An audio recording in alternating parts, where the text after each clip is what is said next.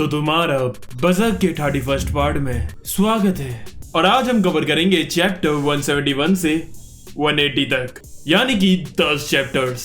और अगर तुमने इसके पिछले पार्ट्स नहीं देखे तो पहले जाकर वो देखो, लिंक डिस्क्रिप्शन में है। तो चलो बिना वक्त गवाए सीधा स्टार्ट करते हैं। यारे तो पिछले पार्ट में हमने देखा कि गार्ड्स उन सारे एक्सिक्यूशनर्स को मार देता है। दूसरी तरफ वो डीमंस इतना ज्यादा बढ़ते जा रहे थे कि वो पूरा टावर ही तबाह कर देते हैं। सब तरफ डीमंस फैल चुके थे। उसके बाद वो कैस्का को जलाने की भी कोशिश करते हैं, लेकिन इसी द्रोह उसे बचा लेता है। और जैसे तैसे गार्ड्स ने भी उस मोचकस को भी मार कर खत्म कर दिया। और अब कहानी को आगे कंटिन्यू करते हैं। Chapter 171 tsunami of darkness part 2। हमें दिखाया जाता है कि सारे लोग उन डीमंस की चपेट में आकर बुरी तरह मेल्ट हो रहे थे, और जितने इंसानों को वो खाते जा रहे थे वो और भी ज्यादा बढ़ रहे थे। तभी वो एक डीमन ऊपर पहुंचकर कहता है, everything in my world will disappear. तुम्हें सुनाई दे रहे हैं ना मेरे लास्ट मोमेंट? और उसके पेट में जो बेबी होता है वो अब एक इंसान जैसा लग रहा था। नीचे खड़े लोगों के पास उस डीमन से बचने का कोई और रास्ता नहीं था, इसलिए वो उस टावर में ही घुसने लगते हैं। नीचे एगॉन और बाकी के सोल्जर्स उन डीमन से लड़कर लोगों को टावर के अंदर जाने में मदद कर रहे थे, लेकिन अंदर के लोग डर के मारे वो गेट बंद कर देते हैं और कई सारे लोग बाहर ही रह जाते हैं। दूसरी तरफ हम देखते हैं कि गिरने की वजह से नीना के पैर में मोच आ गई थी और अब वो चल भी नहीं सकती थी। तभी उसके सामने वहां भीड़ भगती हुई आती है, लेकिन तभी ल्यूका आकर उसे बचा लेती है और उसे एक ड्रम के अंदर छुपा देती है और उसे कहती है बिल्कुल आवाज मत करना, चाहे जो भी हो जाए। ऊपर से वो सब ये नीचे की भसड़ देख रहे थे। तभी वो देखते हैं कि मोचकस की बॉडी से जो आग निकली थी उसके आसपास ये डीमंस नहीं आ रहे थे। गार्ड्स उनसे कहता है टावर के अंदर जाने का कोई फायदा नहीं, हमें सनलाइट के आने का इंतजार करना होगा। ये डीमंस सनलाइट में नहीं टिक सकते।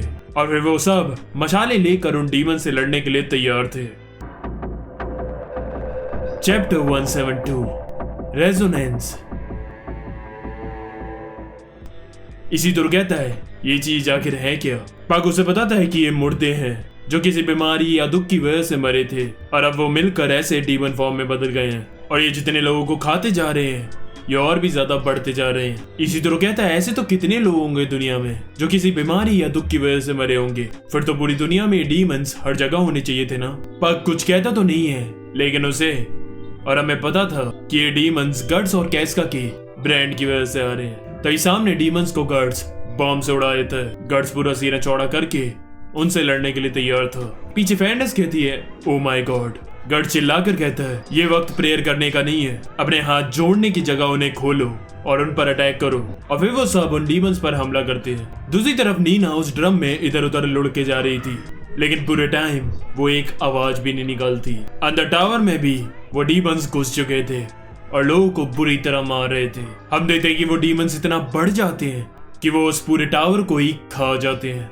और हम देखते हैं कि एक्लिप्स के वक्त की तरह ही एक हैंड उधर आ जाता है जो उन सारे डीमंस से बना हुआ था। उन डीमंस के चिल्लाने के शोर से उनके कान फट रहे थे और उस हैंड के बीच वो एक डीमन था, और बीलित की तरह ही उसके आंखों से भी खून के आंसू निकल रहे थे।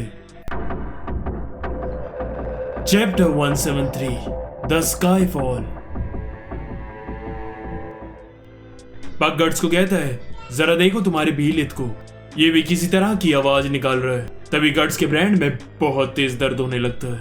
वो कहता है ये इतना इंटेंस पेन ये तो तभी होता है जब गॉड हैंड्स आते हैं। और फिर हमें वो हाथ दिखाया जाता है जिसके पाम पर वो एक डीमन था और उसके अंदर वो बेबी ग्रो होने लगता है और फिर वो एक की तरह क्रैक हो जाता है। वो सारे के सारे हजारों डीमन जिन्होंने वो हैंड फॉर्म बनाया था वो सब के सब हजारों डीमन सैक्रिफाइस होकर मरने लगते हैं, और इसलिए वो पूरा टावर भी गिर जाता है। और हम देखते हैं कि सुबह भी हो चुकी है।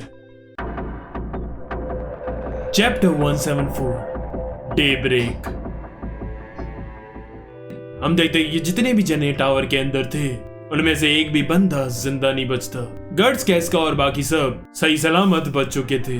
कैस्का कांप रही थी, इसलिए फिर गार्ड्स आकर अपना चोगा उसे उड़ाए थे। दूसरी तरफ नीना को विश्वास ही नहीं हो रहा था कि वो जिंदा बच गई है। फिर उन्हें ल्यूका बाहर के कुएं के अंदर मिलती है और फिर वो उसे बाहर निकालते हैं। आखिरकार सब कुछ हंगामा खत्म हो चुका था लेकिन तभी उनके आसपास स्पेयर से अटैक होता है और वो देखते हैं कि वहाँ कुशान की आर्मी आ चुकी है। तभी उनमें से एक बंदा कहता है कि ये वही कृष्ण सेना है ना। अब हमें दिख रहा है कि ये कैरेक्टर्स थोड़ा हमारे रिलीजन से रिलेटेड है, इसलिए गट्स को एज अ कृष्ण सेना के निकनेम से बुला रहे थे। जितना मुझे गूगल पर मिला, कृष्ण सेना का मतलब संस्कृत में ब्लैक और डार्क वॉरियर होता है। बाकी ऐसे मैं 100% श्योर नहीं हूँ। उनका लीडर कहता है इन सबको पकड़ लो और हाँ उस ब्लैक स्पोर्ट्समैन से जरा बचकर काटना चालू करता है और सरबी को भी उसके साथ लड़ता है। तभी पीछे से एक बंदा रस्सी से उन सारी लड़कियों को पकड़ लेता है, लेकिन पीछे से एक ऑन अटैक कर उसका सर फाड़ देता है और अब वो सब साथ में उनसे लड़ने के लिए तैयार थे कि तभी पीछे से जोद निकल कर आता है और वो भाग कर कहीं जाने लगता है। गर्ड्स पीछे देखता है तो स्कल नाइट उसे सामने इशारा कर रहा था और जैसे ही वो सामने देखता है उसकी आंखें फटी की फटी रह जाती है। Chapter 175 arrival. हम देखते हैं दूर रोशनी आ रही थी और तभी उसमें से कई सारे सफेद पक्षी उड़कर निकलते हैं और हमें दिखता है ग्रिफिथ। सबके सब लोगों की आंखें अपने आप उधर शिफ्ट हो गई थी। गट्स को यकीन ही नहीं हो रहा था कि सच में ये वापस आ चुका है। जोद उसके पास जाकर झुक जाता है। गट्स बिल्कुल पत्थर बन चुका था। उसे उस वक्त कुछ समझ ही नहीं आ रहा था। उनको शान का लीडर उनसे कहता है जाओ उस आदमी को पकड़ लो और डरने की बात नहीं, हमारी आर्मी बस आने वाली है। लेकिन उनके बीच में जोद खड़ा था। वो उनको शान को ग्रिफिथ के पास भी नहीं आने देता और बुरी तरह कुचल देता है। कैस्का घबरा कर ग्रिफिथ की तरफ बढ़ती जा रही थी। गट्स उसे पकड़ता और फिर वो देखता है कि ग्रिफिथ सीधा उसकी आंखों में ही देख रहा था। अगर वीडियो अच्छी लग रही हो तो लाइक करना मत भूलना और शेयर करना भी। डिस्क्रिप्शन में मेरे सोशल मीडिया के लिंक हैं, जाकर फॉलो करो। इंस्टा पे मेरा एक ब्रॉडकास्ट चैनल भी है, मेंबर्स ऑफ गॉड हैंड, जाकर ज्वाइन करो। मैं वहां नई वीडियोस की अपडेट्स देता रहता हूँ। Chapter 176 determination and departure. हम देखते कि सब वहां से निकल रहे थे क्योंकि कुशान की मेन आर्मी वहां आ चुकी थी अपने हाथी और हजारों सोल्जर्स के साथ। तभी वो देखते हैं कि जोद उड़कर वहां से जाने लगता है और उसके ऊपर ग्रिफिथ बैठा हुआ था। वो सब ये सोच रहे थे कि साला ये बंदा आखिर है कौन। वो सामने देखते हैं तो गार्ड्स घोड़े पर कैस्का को लेकर उनके सोल्जर्स को मारते हुए वहां से निकल रहा था। उसके बाद वहां से कुशान की आर्मी भी चली जाती है। ल्यू का फूल लेकर उस एक डीमन के लिए प्रेयर करती है। वो कहती है चाहे उसने काफी बुरे काम किए हों, लेकिन मैं चाहती हूँ कि आखिरकार मरने के बाद उसे शांति मिले। देखो कम से कम तुम्हें एक पर्सन ने तो याद रखा। इसी तरह भी वहां से जाने लगता है। नीना भी जाके जोकिम से बात करती है और उनके बीच फिर सब कुछ सही हो जाता है। फैंडस बैठी सोच रही थी कि मैं अभी तक अपने डर से भाग ही नहीं हूँ। वो डर अभी तक मेरे अंदर ही है। और फिर वो खड़ी होकर कहती है मैंने डिसाइड कर लिया है कि अब से मैं ब्लैक स्पोर्ट्समैन को फॉलो करूंगी, क्योंकि वही एक बंदा है जो डार्कनेस के सामने भी निडर होकर लड़ता है। और अब मैं भी उसके पाथ को फॉलो करूंगी और अपने डर को हमेशा के लिए अपनी जिंदगी से खत्म कर दूंगी। सरबी को एहसान से कहता है चलिए कैप्टन मैं भी चलता हूँ, मुझे कमांडर के साथ जाना होगा। दूसरी तरफ ल्यूका सोच रही थी कि नीना को बड़ी देर हो गई, वो आई क्यों नहीं अभी तक। हम देखते कि नीना डिसाइड करती है उसे भी लाइफ में अब डर कर नहीं रहना और उसे भी अब इंडिपेंडेंट बनना है। इसलिए वो जोकिंग के साथ एक नई लाइफ को स्टार्ट करने के लिए उसके साथ चली जाती है।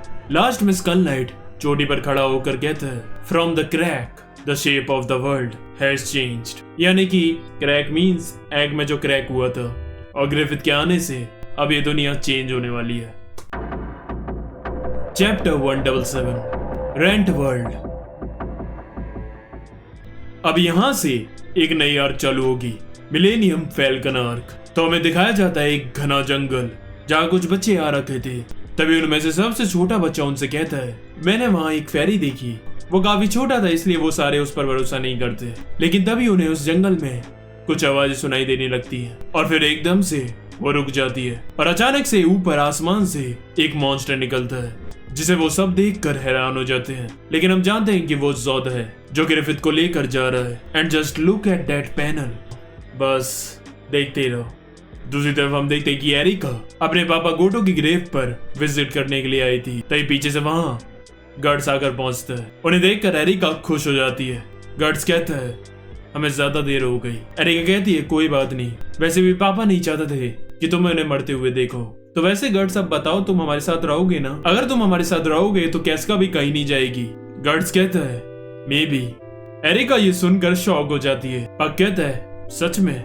गर्ट्स कहता है मैंने जब ये जर्नी चालू की थी तब मैं अंधाधुंध था। मुझे नहीं पता था कि मैं ग्रिफिथ तक कभी पहुंच भी पाऊंगा कि नहीं। यहाँ तक कि मुझे तो ये भी नहीं पता था कि वो इस वर्ल्ड में भी है या नहीं। लेकिन आज जब मैंने उसे इस दुनिया में एंटर करते हुए देखा तो वो मुझे कोई मॉन्स्टर जैसा नहीं लग रहा था।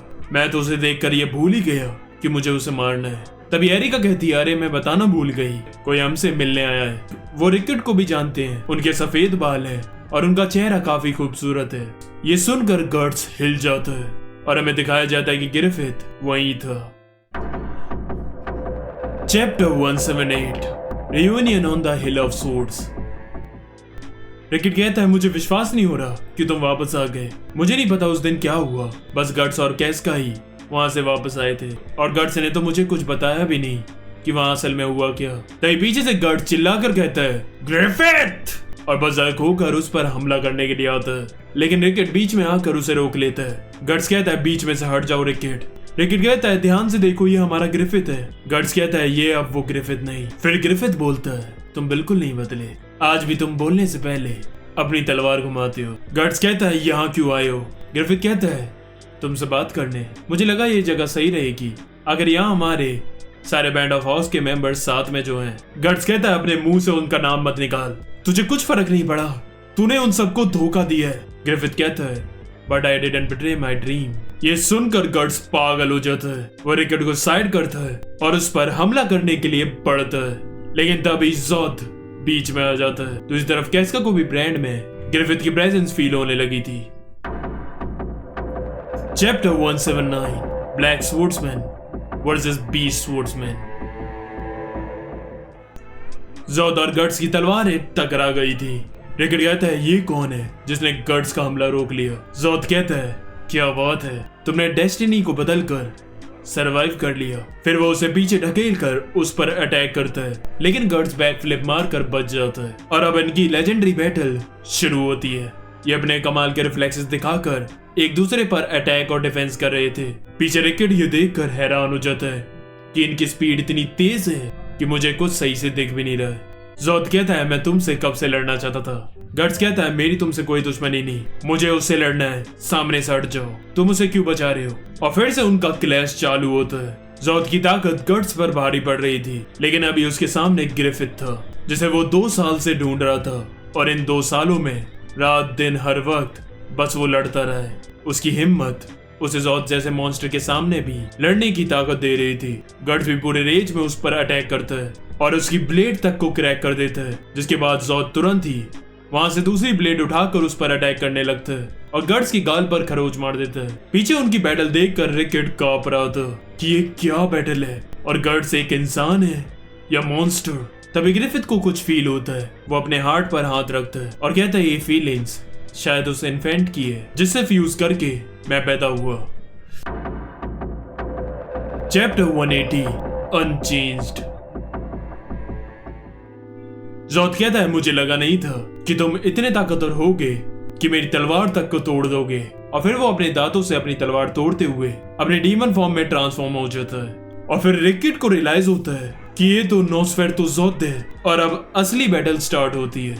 गर्ट्स तेजी दिखाकर ज़ोथ को काट देता है, लेकिन फिर वो अपने सींग से उसे उड़ाकर दूर फेंक देता है और दोबारा हमला करने के लिए आता है। लेकिन तभी वो साइड हो जाता है और वो जाकर एल्फ की गुफा में घुस जाता है और वो गुफा तबाह हो जाती है। तभी गर्ट्स देखता है कि पीछे वहां कैस्का आ चुकी थी। गर्ट्स कहता है पागल यहाँ से जाओ, लेकिन पहाड़ पर ग्रिफिथ को देखकर कैस्का को कुछ होने लगता है और वो उसकी ओर चलने लगती है। तभी उस गुफा से ज़ोथ निकल कर आता है और गर्ट्स कैस्का को बचाने के लिए जाता है, लेकिन वो उस तक पहुंचता उससे पहले ही ज़ोथ उसे मारकर पीछे कर देता है। लेकिन फिर वो देखता है कि ग्रिफिथ ने उसे बचा लिया था। गर्ट्स ये देखकर हैरान हो जाता है, लेकिन ग्रिफिथ के इतने पास होने की वजह से उसके ब्रांड में भी काफी तेज दर्द होने लगता है, इसलिए ग्रिफिथ भी उससे तुरंत ही दूर हो जाता है। उसके बाद वो ज़ोथ को ऑर्डर देता है बस बहुत हुआ, अब हमें यहाँ से चलना है। और फिर वो उसकी पीठ पर बैठता है। गर्ट्स उसे कहता है रुको, कहाँ जा रहे हो? ग्रिफिथ कहता है शायद मैंने तुम्हें बहुत पहले ही बता दिया था, I will get my own kingdom, और ये करने से मुझे कोई नहीं रोक सकता। और बस यही ये चैप्टर खत्म हो जाता है। और अगर तुम नए और तुमने मेरी वैगाबॉन्ड की सीरीज नहीं देखी है तो उसे देखने के लिए यहाँ ऊपर आई बटन पर क्लिक करो, लाइक शेयर सब्सक्राइब कर दो, तुम्हें पता ही है आज के लिए बस करते हैं। आरिगातो।